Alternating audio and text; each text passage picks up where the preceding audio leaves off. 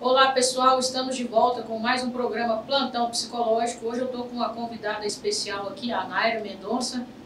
Muito obrigada pela presença, seja bem-vinda. Obrigada, Isabela, eu que agradeço pelo convite. Eu fico muito feliz por a gente poder compartilhar algumas informações referentes ao trabalho do Juizado de Violência Doméstica aqui no município.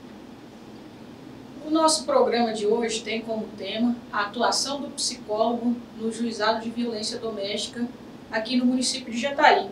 Então a gente já vai começar perguntando para a Naira aqui como é a atuação do psicólogo no juizado. Tá.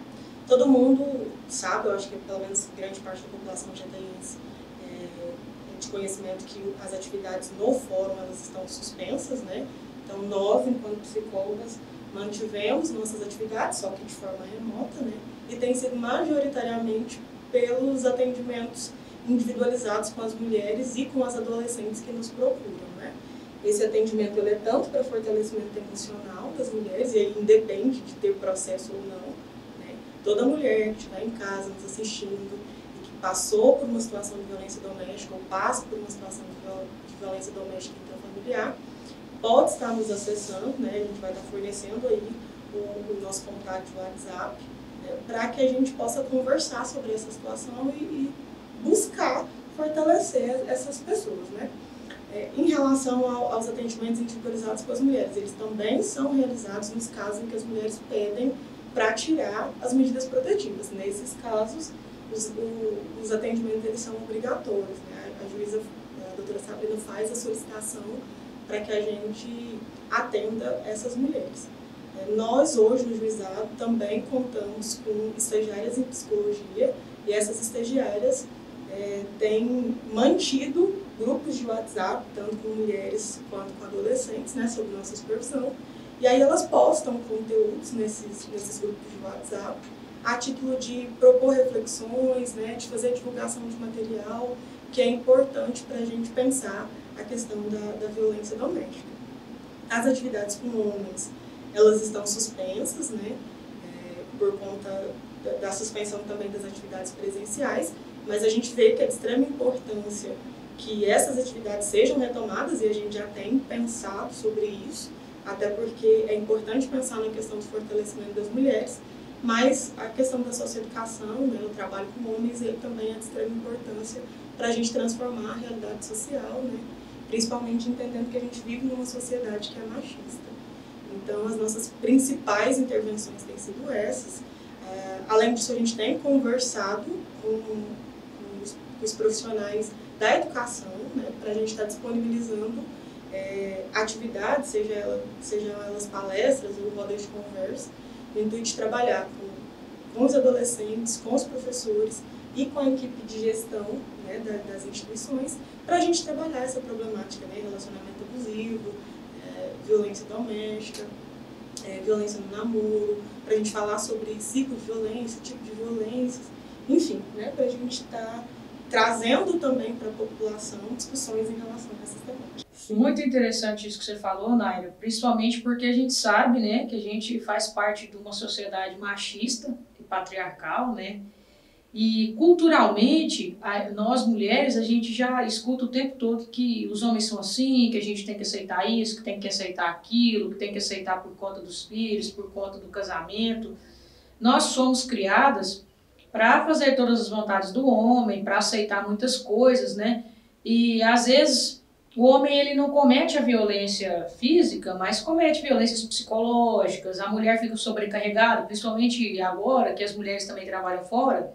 Aí tem as mulheres que trabalham fora, cuidam de casa, tem todas as responsabilidades sobre os filhos e não tem a ajuda dos maridos, né?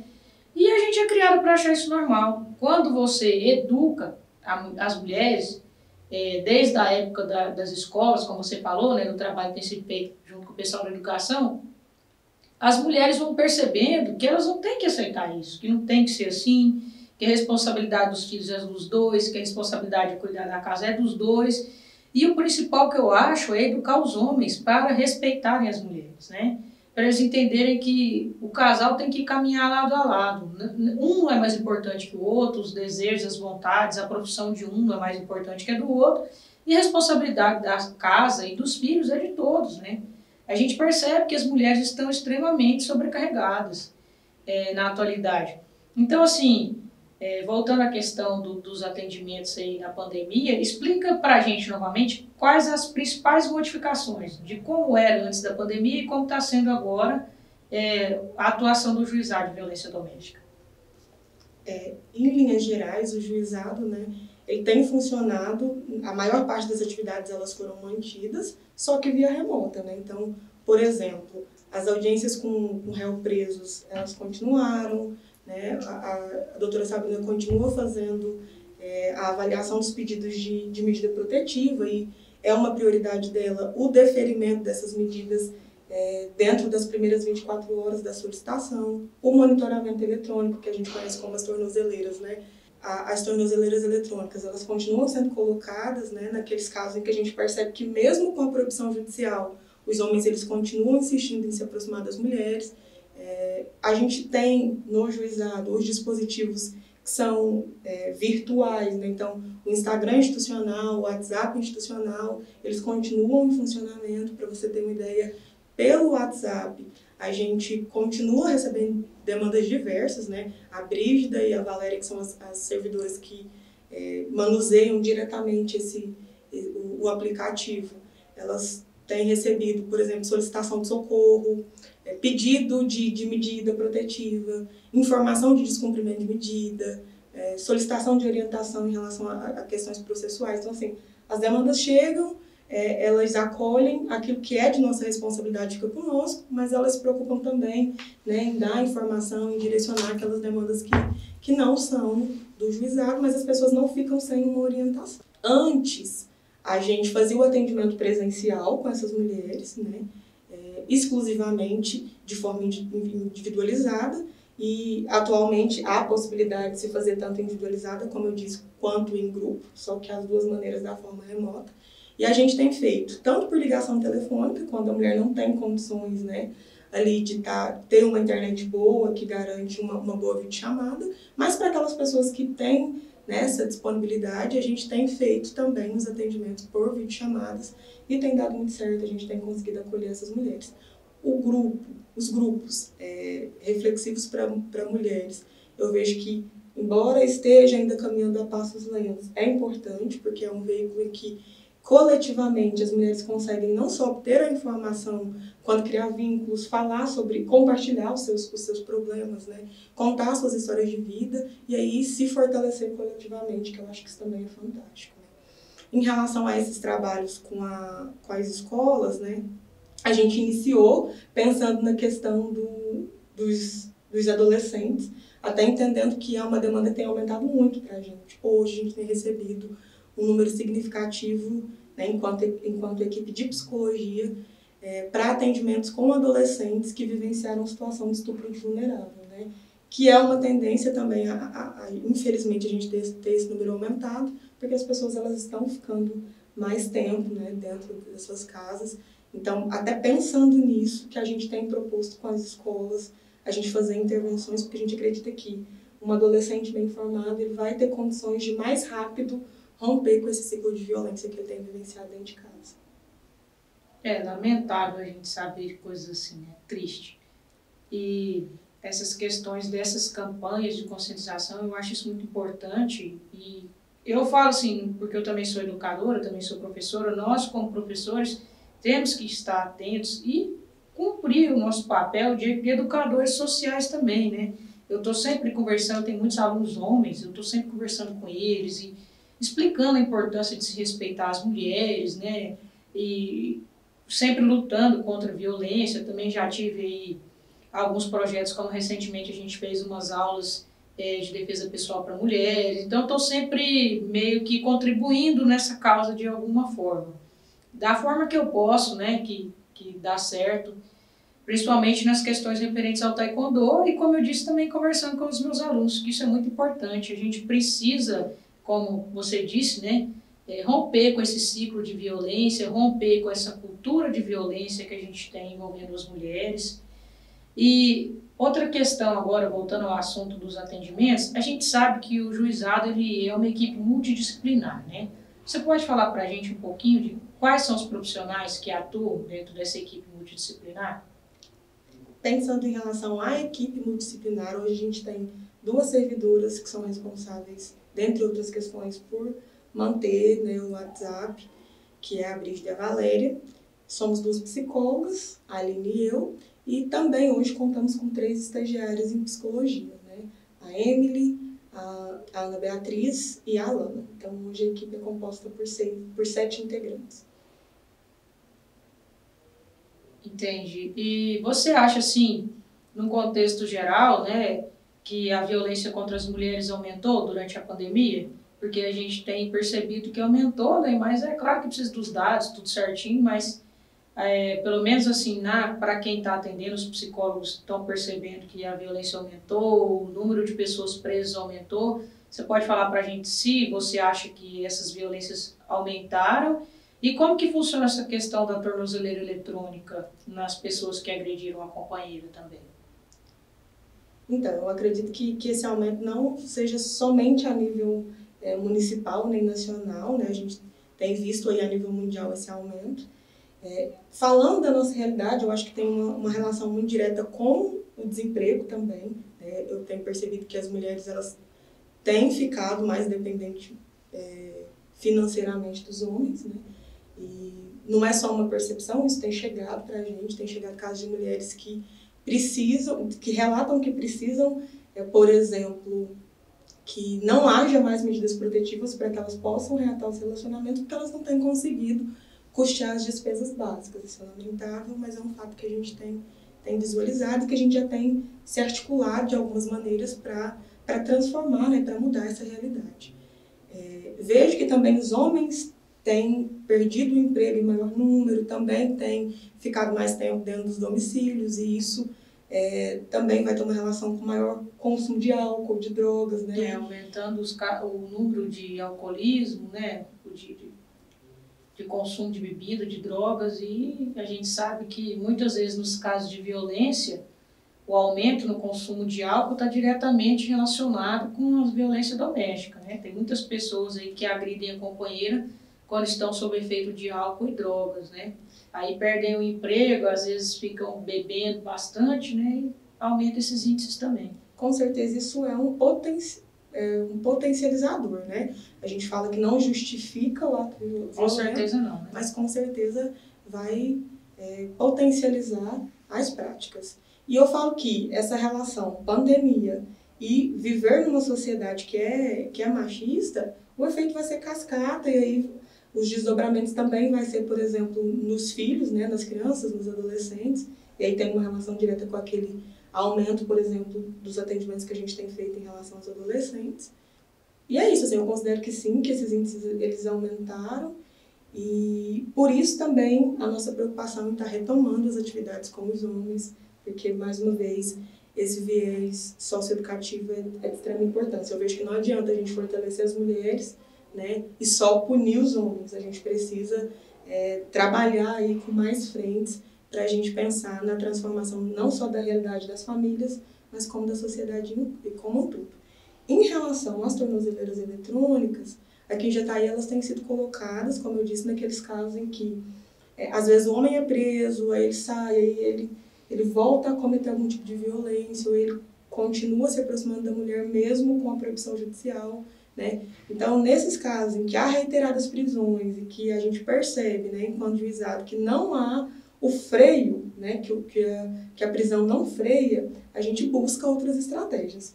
Quando a gente não estava com as atividades presenciais suspensas, uma das estratégias eram os grupos reflexivos.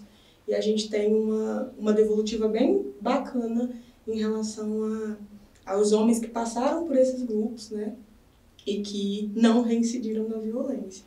Nesse momento, uma das possibilidades de intervenção é a tornozeleira, e aí essas tornozeleiras, elas têm um monitoramento delas, então elas são instaladas na perna dos homens, e a mulher ela recebe um botão que a gente chama de botão do pânico, né?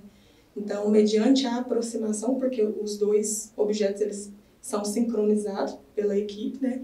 Então, assim, mediante a aproximação Então, essas tornozeleiras, elas são colocadas nos homens e elas são sincronizadas com o botão do pânico. E à medida que o homem se distancia, se aproxima uma medida X das mulheres, uma distância X, esse botão do pânico, ele avisa dessa aproximação. Ele se aciona sozinho. Ele é acionado. E aí os homens também, a central entra em contato com eles, pedindo para que eles se afastem, porque eles estão dentro daquela área que eles não podem se aproximar, né?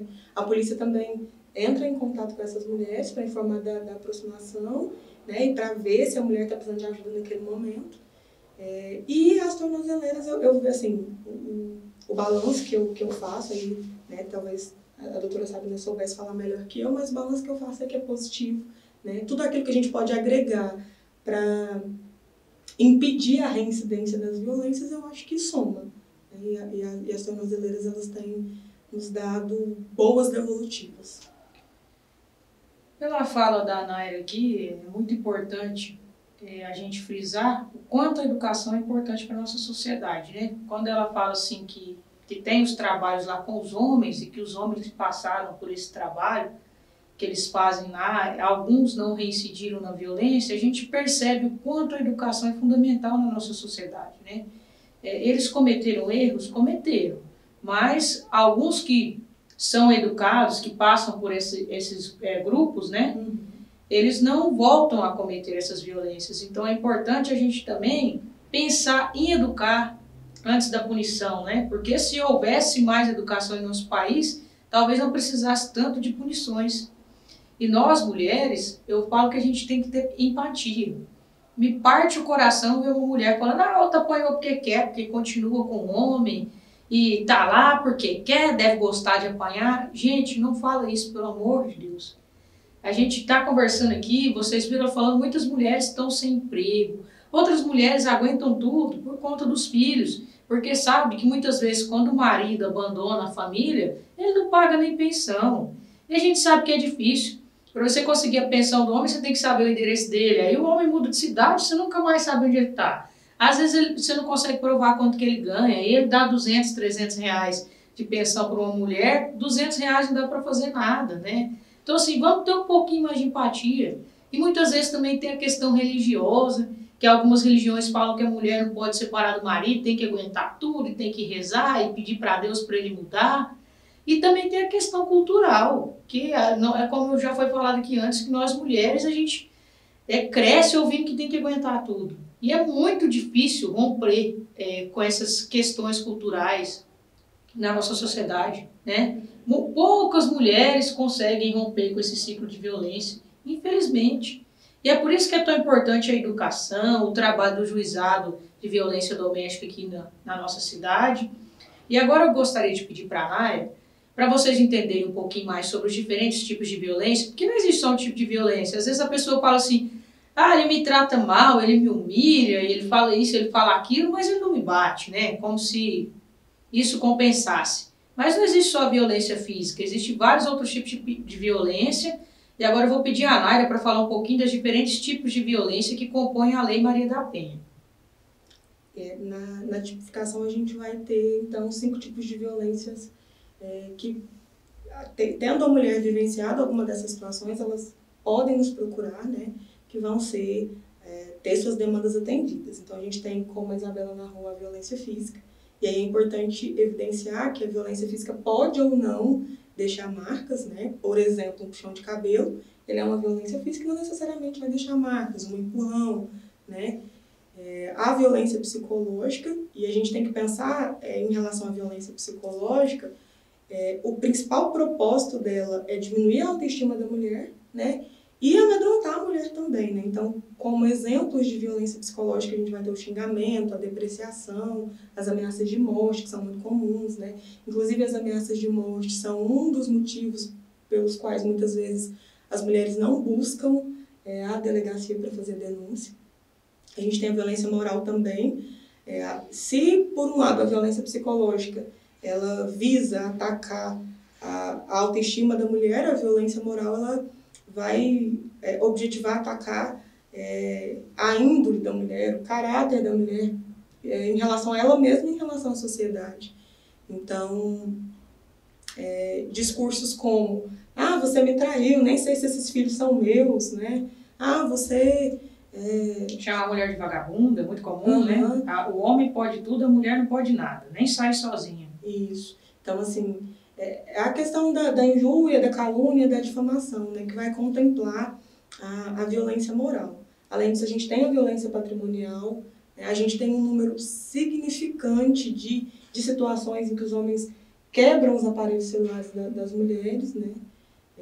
Principalmente para impedi-las de pedir ajuda num momento específico ali de conflito. É muito comum também os homens quebrar objetos ou danificar objetos que são importantes para o exercício profissional da mulher. Então, por exemplo, se a mulher é costureira, no momento da briga ele vai lá e quebra a máquina de costura dela. Reter documentos, tanto dela quanto dos filhos, reter cartão de crédito, para que ela não tenha a possibilidade, às vezes, de retomar para a cidade onde a família dela, né, está. Isso também é muito comum. Então, são tipos de violência em relação ao patrimônio. E a violência sexual, né, que praticamente vai dizer respeito à violação dos direitos sexuais e reprodutivos da mulher. Então, impedir de usar pílula, né, obrigar a abortar, expor a situação de pornografia sem ser interesse dela. Também...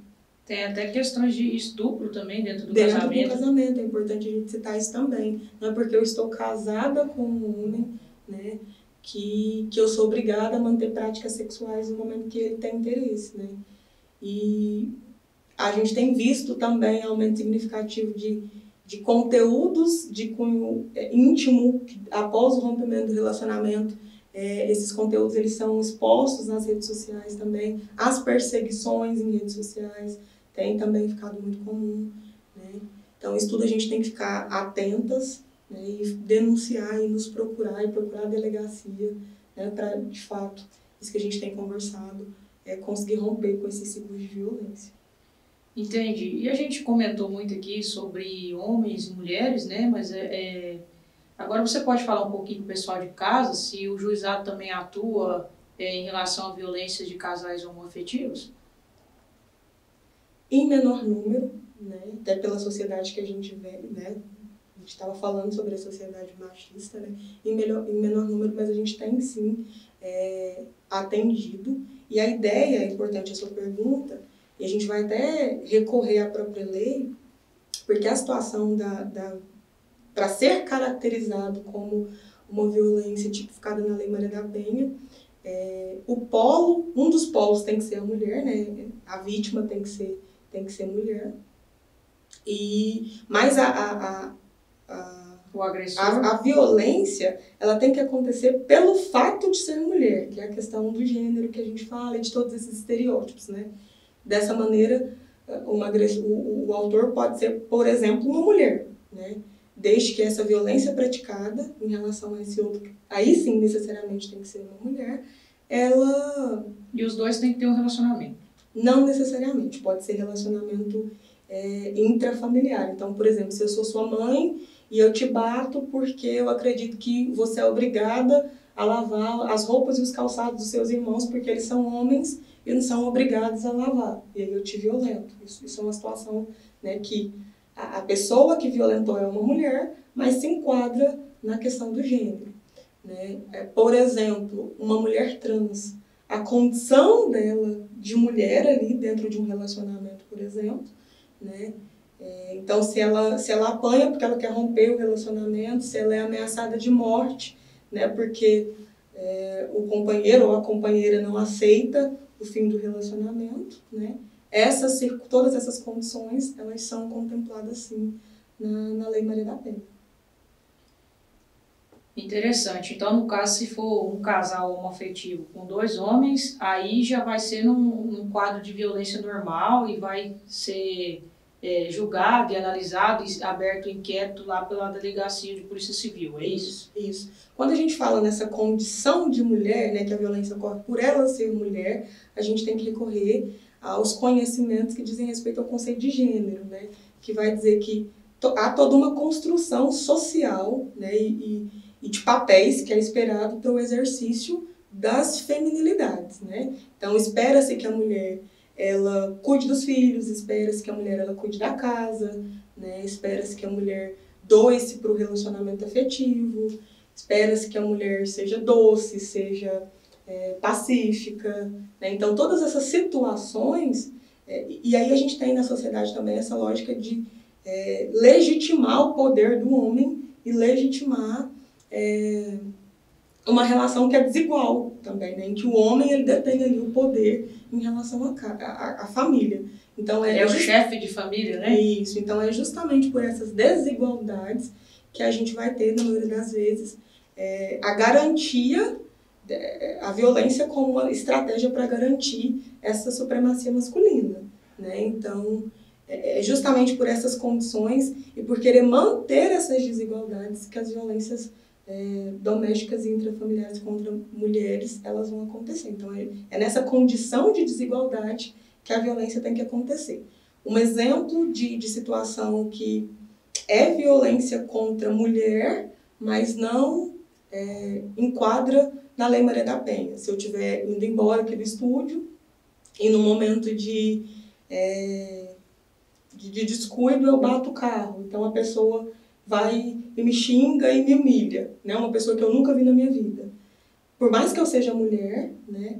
Esse outro, que pode até ser um homem, tenha me violentado, essa situação, ela não vai se enquadrar dentro da lógica de ser doméstica ou intrafamiliar. Porque o que a gente vai observar é que, além dessa condição de ser mulher, há um exercício de um poder ali, justamente para a gente viver numa sociedade, né, machista e patriarcal, em que esse papel do patriarca, e não necessariamente precisa ser o pai, ele pode ser o tio, ele pode ser o primo, ele pode ser o namorado, ele pode ser o companheiro, né, que são essas pessoas que os índices vão apontar que mais são os homens que violentam. Embora a gente diga que as mulheres também possam cometer violência, é mais incomum, né? É mais incomum.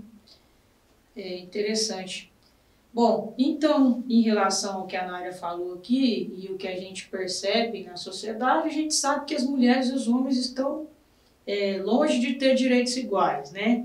E a gente percebeu aqui também, através da nossa conversa, que muitas das violências sofridas pelas mulheres são por essa questão de desigualdade. Por exemplo, a mulher quer sair sozinha, mas ela não pode, já o homem pode.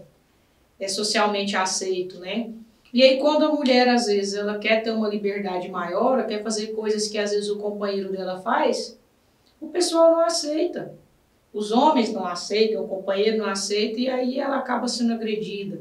Ou quando muitas vezes a mulher é agredida quando ela tem ciúme do companheiro, vê uma mensagem e fala, essa mensagem aqui dessa mulher, né? Além do homem, às vezes, estar tendo um relacionamento extraconjugal, ainda agride ela por questioná-lo, como se o homem fosse inquestionável, né? Como se a figura dele fosse assim, intocável. É claro, pessoal, que isso em algumas relações, a gente não está falando num contexto geral, mas a gente sabe que os índices de violência contra as mulheres no nosso país são gritantes, principalmente índices de feminicídio, né? Então, assim, vamos nos ajudar, vamos ajudar as mulheres vítimas de violência, nós temos que meter a colher, sim, em briga de marido e mulher, porque a mulher pode acabar perdendo a sua vida, né, nessas relações conturbadas. Então, se você é parente, se você é amigo, se você é vizinho, denuncie, a gente tem que denunciar, né? Não é assim, eu não vou me meter, ela tá com ele porque ela quer, ele bate nela, ela aceita. A gente já falou aqui e muitas pessoas sabem que não é só isso. Às vezes a pessoa está insegura, não quer sair de casa, tem medo pelos filhos, é ameaçada de morte. Como que a mulher vai sair de casa se o homem falou que vai matar ela? Ela não vai querer sair, ela fica com medo, né? Então, assim, vamos julgar menos e ajudar mais. Vamos tentar também educar nossos filhos para que os meninos respeitem as mulheres, sejam educados, tratem as mulheres como têm que ser tratadas e para que as mulheres não aceitem relacionamentos abusivos, né? A gente não tem que falar para nossa filha que o homem manda na casa, que o homem isso, que o homem aquilo, e que ela tem que arrumar um homem rico. Não, vamos ajudar a criar uma sociedade diferente, incentivando nossas filhas a serem independentes, né, trabalharem, terem sua profissão, sua fonte de renda, e não aceitar menos que ela merece, menos do que aquilo que ela merece, né? As relações têm que ser saudáveis. Se está fazendo mal, se estão sofrendo, vamos incentivar que essa relação acabe e que a vida dos dois siga naturalmente, né? É muito importante essa questão de uma educação social, tanto para os homens quanto para as mulheres. Só assim a gente vai conseguir romper com esse ciclo de violência. Então, por tudo que a gente falou aqui, a gente percebeu que o juizado de violência doméstica é muito importante aqui em Jataí. Será que você, Nália, pode falar para a gente, nas suas considerações, qual a importância do juizado de violência doméstica para o município? Sim. Antes de responder, eu só queria dizer o seguinte: quando a gente fala em romper com o ciclo de violência, não necessariamente a gente está falando com terminar relacionamentos, né? Inclusive, a gente tem alguns casos que passam por nós enquanto juizado, né? Que passando ali por todos os trâmites, né? Inclusive pelos grupos reflexivos, pelos atendimentos individualizados, pelas audiências, né? A mulher opta por manter o relacionamento, e a nossa preocupação se esse relacionamento ele vai ser mantido, que a lógica desse relacionamento mude, que as violências então deixem de acontecer, porque como você disse, enquanto houver a violência, a gente vai estar metendo nossa colher, e é indispensável que a gente meta a colher mesmo, né? Então, assim, justamente pensando nesse viés socioeducativo também, e aí a gente propõe isso nos grupos reflexivos, né? Que os homens pensem que a violência, quem sofre não é só a mulher, né? Os filhos sofrem, a sociedade como um todo sofre, e eles também quanto sujeitos, né? Porque há penalidades também, né? Pela prática das violências, e elas não são só jurídicas, né? O afastamento dos filhos é uma consequência disso, né? Muitas vezes, dentro dessa lógica machista, né, e desses estereótipos de gênero, por exemplo, pensando que na nossa sociedade é dito desde pequeno para os homens que eles não podem chorar. Então, assim, diante de um conflito, muitas vezes eles vão dispor da violência como uma estratégia para resolver, porque não foi ensinado a eles outras formas de lidar com as frustrações, né? Então, quando a gente consegue conversar e consegue fazer eles perceberem, né, que eles também vão sofrer consequências dessas violências que eles têm cometido, e uma delas muitas vezes, o distanciamento dos filhos, né, o rompimento do relacionamento, eles conseguem refletir, eles conseguem se propor a pensar que existem outras formas de exercer a masculinidade, senão, né, pelo viés da violência. Até a prisão, né, eles podem também ser presos e ser privados da sua liberdade, de trabalhar, do convívio familiar, né? E essa questão que você falou é muito interessante. Eu tinha falado que quando a pessoa quer terminar, é importante a família dar o apoio. Porque, assim, no caso, se a mulher quiser continuar com o homem e ele conseguir se regenerar, tudo bem. Mas o que acontece é que muitas vezes a mulher fala que vai largar do marido, que está sendo vítima de violência, e não tem o apoio nem da própria família. Porque a família, mas você tem 2 filhos, o que você vai fazer sem seus filhos? Você precisa dele, e assim é complicado, porque a pessoa, se não tem nem o apoio da família, não tem o apoio da sociedade, aí fica muito difícil, né? E ela acaba à mercê dessas violências, porque não tem um amparo, né? Por exemplo, às vezes a mulher sai de casa e não tem para onde ir, e o pai fala, não te aceito aqui, caso é para a vida inteira, você tem que aguentar, coisas do tipo. Isso que você falou é muito importante, porque também, pensando pelo lado dos homens, né, eles muitas vezes foram criados dessa forma, né, foram incentivados a ser violentos, a exercerem sua masculinidade através da força física. E eles precisam também ser colocados a refletir sobre essas situações, né? Tem alguns casos de pessoas que não vão mudar a cabeça, acham que estão certos e todos os relacionamentos que eles tiverem vai ser assim, mas tem também as pessoas que vão se regenerar. A gente não pode generalizar porque cada pessoa é singular, né? Então, as pessoas podem sim mudar, mas também a gente não, contando um contexto de violência como esse, não tem que ficar incentivando a pessoa a aceitar. Porque muitas pessoas ficam assim, mas talvez ele muda porque é muito novo ainda, daqui uns anos, leva para a igreja, algumas coisas assim, né? Então, quando a pessoa quer mudar, ela vai buscar uma mudança, né? Às vezes vai participar dos grupos, igual você falou, e tem outras pessoas que não fazem questão porque eles não acham que o que eles fazem é errado. Então é importante a gente estar observando isso aí, né? E o principal é apoiar a mulher na decisão que ela tiver. Quer separar? Tudo bem. Quer continuar? Então vamos ver se ele vai se regenerar, né? Vai passar por esses grupos, vai melhorar. E se isso não acontecer, então não tem como incentivar uma relação dessas, né? Voltando a falar aqui sobre as denúncias, eu já fiz uma denúncia pelo WhatsApp, aí tem o WhatsApp do juizado, realmente o pessoal atende a gente. É muito importante denunciar, a gente teve o caso de uma mulher aqui que apanhou muito, né, quase morreu, acho que tem uns 2 anos, e os vizinhos não denunciaram. Então, assim, o recado que eu falo para o pessoal aí de casa, que eu quero passar, é que a gente tem que denunciar sim, que a gente tem que se meter, que a gente tem que proteger as mulheres, nós mulheres temos que nos proteger, proteger nossas filhas, nossas mães, nossas amigas, nossas vizinhas, de um todo, né? Temos que ter empatia e não ficar assim, ainda agredindo a pessoa, né? Ah, mas tá porque quer, tá porque gosta de apanhar. Não vamos falar isso, gente. Tenta se colocar no lugar do outro, né? As pessoas sofrem muito com essas situações de violência.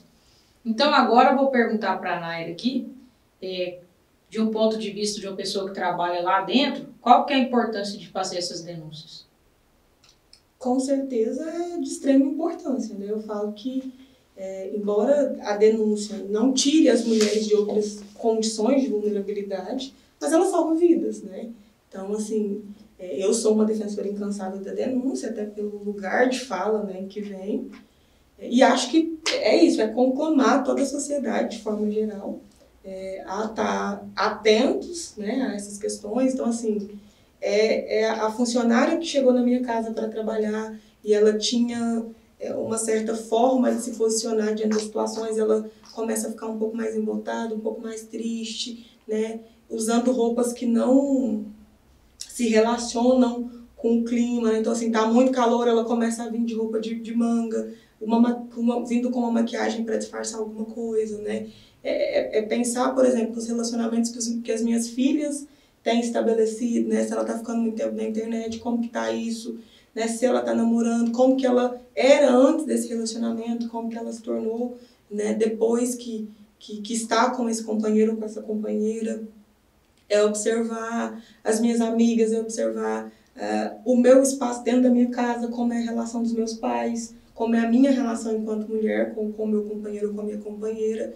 E a violência ela vai deixando vestígios, né? E a denúncia, com certeza, né? Eu acho que o nosso papel ali enquanto juizado é garantir direitos, como a gente estava dizendo, seja para a manutenção do relacionamento, né? Se é do interesse da mulher, ou seja para o rompimento. O que a gente tem que deixar claro é que os relacionamentos abusivos, eles adoecem, né? A gente tem visto, Isabela, um número também muito alto nos atendimentos de mulheres que têm se automedicado, isso é sério, né? E essa automedicação, ela vem depois de um contexto longo de violências psicológicas, né? E muitas têm relatado que, embora sofram violências físicas, as sequelas que as violências psicológicas deixam, né? Então, assim, essa diminuição da autoestima, essa lógica de que aquilo que ele fala é verdadeiro, que eu não presto, que eu sou uma vagabunda, que eu não consigo cuidar dos meus filhos, né? Então, somado a esse contexto que a gente vive, que você também relatou de dupla, tripla jornada, né? A mulher acaba tendo mais dificuldade em fazer todas as atividades que tem sido de sua responsabilidade ao longo dos anos fazer, né?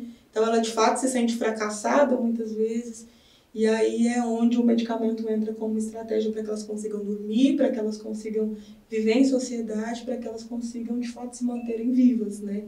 Então, assim, com certeza denunciar é um dos caminhos mais importantes, né? E aí a gente tem aqui em Jataí, né, uma boa rede de enfrentamento, né? O pessoal do CREAS tem nos dado um suporte bacana, né?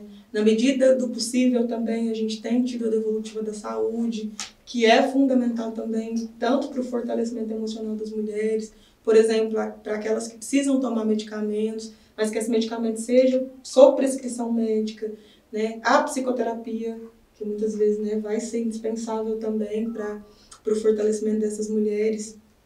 Então, assim, respondendo também já a sua pergunta anterior, que é em relação a qual a importância que eu vejo de ter um serviço, né, uma instituição como o juizado, eu diria que tanto o juizado quanto a DEAN, que são serviços especializados, são de fundamental importância para a nossa sociedade. Ter serviços especializados no município é a gente ter uma rapidez maior no atendimento dessas demandas e é esperar que os profissionais que atuem dentro dessas instituições sejam sensíveis às situações de violência que as mulheres têm vivenciado, né? E aí, pensando também nesse atendimento, né, para que esse atendimento seja feito de forma humanizada. Especialmente nós, né, Aline e eu, as psicólogas, e também é o que a gente tenta passar para as estagiárias, né, a importância do conhecimento teórico em relação ao fenômeno de violência doméstica. Não basta eu achar que eu tenho... Senso comum, né? Não basta achar que lá na minha formação, né, na minha graduação, enquanto psicólogo, isso vai esgotar o conhecimento que eu preciso para atender as mulheres em situação de violência doméstica. Eu preciso entender sobre gênero, eu preciso entender sobre sexualidade, eu preciso entender, né, sobre relacionamentos abusivos. Então, assim, a gente investe muito nessa capacitação profissional, até para que, em diálogo com essas mulheres, né, dando suporte para essa ressignificação das violências, em diálogo com os homens, né, para trabalhar essa questão da socioeducação, a gente consiga, de fato, contribuir para a transformação da realidade social, que para mim é o mais importante. Né, nós que somos psicólogas sabemos que a faculdade ela nos dá um norte sobre um contexto geral, mas qualquer profissional na atualidade que queira ser um bom profissional, ele precisa se capacitar, né, e fazer cursos e estudar sobre o assunto, sobre aquilo que ele atua. Tem que dominar o assunto, principalmente um assunto tão delicado quanto esse. Mas voltando ao que você tinha falado antes, você tocou em 2 pontos aqui muito importantes. O primeiro é que o corpo fala, né? Eu estou suspeitando que a minha filha está sendo vítima de violência lá no relacionamento dela. Como que eu posso identificar isso? Por que eu falo que o corpo fala? Porque às vezes a própria fisionomia da pessoa, na fisionomia ela já está assim, mais para baixo, decaída, triste, chorosa, aí não quer sair de casa, às vezes não quer receber a família em casa porque não quer ver a situação que ela está passando. Coisas que ela fazia antigamente, hobbies, atividade física, sair, passear, não faz mais. Normalmente quem é vítima de violência, ela vai ficando deprimida, né? Pode adquirir um transtorno depressivo, pode adquirir um transtorno ansioso, às vezes a mulher está sempre com ansiedade, com medo. Isso pode afetar também ela no ambiente de trabalho, no ambiente escolar, na vida social e tudo. Então a gente tem que estar atento a esses sinais, né? Como a Naira falou. Outra questão que é muito importante que a Naira falou aqui, que eu estou até muito preocupada, é essa questão da automedicação. Como vocês sabem, né, eu sou psicóloga clínica, e a maioria das pessoas que chegam para mim, meus pacientes que tomam medicação, eles não vão no psiquiatra. Eu não sei como é que eles arrumam receita. Alguns falam, outros escondem, né? Arruma receita com, às vezes, um médico que não é especialista, mas o médico deu a receita para ele usar naquele momento, depois ele tinha que ir no psiquiatra, não foi. Outros conseguem receita sem consulta, nunca foi no médico, aí conhece alguém que conhece um médico, outros eu acho que até compram essas receitas, alguns conseguem a medicação sem receita, e isso é um problema muito sério, porque essas medicações, elas têm que ter um acompanhamento psiquiátrico, num especialista, porque é uma coisa que está mexendo com o seu cérebro, né? Pode te causar prejuízos quando você toma sem necessidade ou toma medicação errada. Outra questão que acontece muito, nós estamos vivendo uma sociedade imediatista. As pessoas querem resolver o problema para ontem. Eu estou deprimido, mas eu não quero lidar com isso, eu não quero saber por que eu estou deprimido, eu não quero mudar nada, eu quero tomar um remédio e esquecer. É isso que a gente escuta. A gente chega sempre pacientes aqui, eu quero medicação. Mas eu não medico. Então eu vou no psiquiatra. Eles querem um remédio. Mas o que acontece? O remédio ele vai te ajudar a tratar os sintomas, mas ele não vai tratar a causa. Você vai tratar a causa na psicoterapia. Então, um conselho para o pessoal aí de casa. Estou me sentindo deprimido, estou me sentindo ansioso, quero tomar uma medicação, vamos fazer as coisas da medida correta. Né? Vai lá no psicólogo, o psicólogo vai te diagnosticar. Caso você tenha necessidade de ir no psiquiatra tomar uma medicação, ele vai te encaminhar para o psiquiatra. E se você vai no psiquiatra, você também precisa fazer o acompanhamento psicológico. Porque eu também converso com alguns psiquiatras, eles falam assim, a gente fala para o paciente lá no psicólogo, mas ele não quer, ele só quer vir aqui. Não tem como obrigar. Mas as pessoas precisam entender a importância de tratar o problema, né? Tratar o problema, porque se você parar com a medicação amanhã e você não tratou o problema continua ali, né? No meu caso, que trabalho na terapia cognitivo-comportamental, A gente trabalha identificando os pensamentos automáticos, disfuncionais, pensamentos negativos, tratando esses pensamentos, essas crenças, né?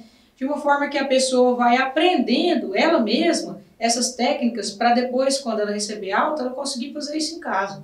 Então é muito importante, né, que tenha um acompanhamento psicológico e psiquiátrico. Gente, não é saudável vocês pegarem uma receita com qualquer pessoa e tomar esse tipo de medicação. Vocês podem ter sérios problemas. Sem contar que essas medicações, os psiquiatras, eles colocam por um tempo determinado, né? Aí depois você vai melhorando, eles vão fazendo desmame, né? Vai abaixando as miligramas da medicação até você parar de tomar. Tem gente que consegue a receita por aí e já está tomando 3 anos, 4 anos, né? Dosagens altas. Dosagens altas sem o acompanhamento. E aí pode acontecer um fenômeno que a gente chama também de cascata medicamentosa. Porque você começa a tomar uma medicação e aí você vai tendo prejuízo em outras áreas da sua vida. Às vezes você está tomando essa medicação, vai ter um problema no estômago, aí você toma pro problema no estômago, você adquire um outro problema, uma dor de cabeça, você toma de dor de cabeça, adquire uma outra dor, quando você vê, você está tomando 7, 8 remédios, né, regulares. Então a gente tem que tomar muito cuidado, tem que estar sempre procurando um especialista, a gente não pode brincar com a nossa saúde, nem a física e nem a mental. Foi muito importante isso que você comentou aqui sobre essa automedicação, que é uma questão que eu já venho falando aqui em vários programas, eu estou muito preocupada, né? A gente tem percebido aí que o pessoal está se medicando mesmo, não sei como é que eles estão conseguindo essas receitas, e isso é complicado. Podem causar danos irreparáveis na saúde da pessoa, na saúde mental e até na saúde física também. Pode comprometer o funcionamento no contexto geral do indivíduo, né? Ele pode não conseguir trabalhar, pode não conseguir estudar, pode não conseguir socializar, ficar aí, como o pessoal fala assim, meio que vegetando, né, quando está tomando medicação em dosagens altas, sem um acompanhamento. Bom, então, voltando às questões que a gente estava falando, eu gostaria de agradecer a presença da Naira e também falar para o pessoal de casa aqui, então, resumindo o programa de hoje, né, vamos parar de julgar as mulheres, nós mulheres vamos ter empatia e nos apoiar, tá? E vamos denunciar os casos de violência e juntos lutar por uma sociedade melhor. Vamos educar nossos jovens e crianças para que eles respeitem as mulheres. Vamos educar as mulheres para que elas não aceitem ser maltratadas e para que elas não aceitem ser humilhadas, né? Para que elas não aceitem relações onde lhes causam infelicidade. Todos nós merecemos ser felizes, né? Merecemos ter uma vida tranquila. Quando o relacionamento não é saudável, as pessoas precisam procurar ajuda, às vezes tem as terapias de casal também, né? E nesses casos de contexto de violência que são mais sérios, aí o pessoal pode estar procurando um juizado. Então, novamente, eu gostaria de agradecer a presença da Naira, agradecer a presença de todos vocês. Muito obrigada, Naira, pela presença, espero que você volte mais vezes. Eu que agradeço, Isabela, e coloco não só, né, as minhas falas, mas de todos os integrantes do juizado à disposição, sempre que vocês precisarem. Muito obrigado, pessoal. Gostei muito do programa de hoje, que é um tema aí que eu estou sempre trabalhando e tentando ajudar da forma que eu posso, né? Como eu já tinha dito antes, e a gente precisa estar atento a isso e nos organizar para melhorar a sociedade em um contexto geral. E a sociedade só vai melhorar quando todos nós estivermos engajados nas lutas das minorias, né? E trabalhando para melhorar tudo, melhorar a nossa vivência, a nossa convivência, melhorar a vida das pessoas, melhorar a vida das mulheres, a vida das crianças. Nós precisamos estar comprometidos com as transformações que o nosso planeta precisa, principalmente num momento como esse aí de pandemia, onde somos convidados a repensar nossas atitudes, nossos pensamentos, nossas falas, né? Vamos ter mais empatia, principalmente nós mulheres com outras mulheres, e lutarmos juntas pelos nossos direitos e por uma sociedade mais igual entre os homens e as mulheres e com menos violência. Muito obrigada e esse foi mais um Plantão Psicológico.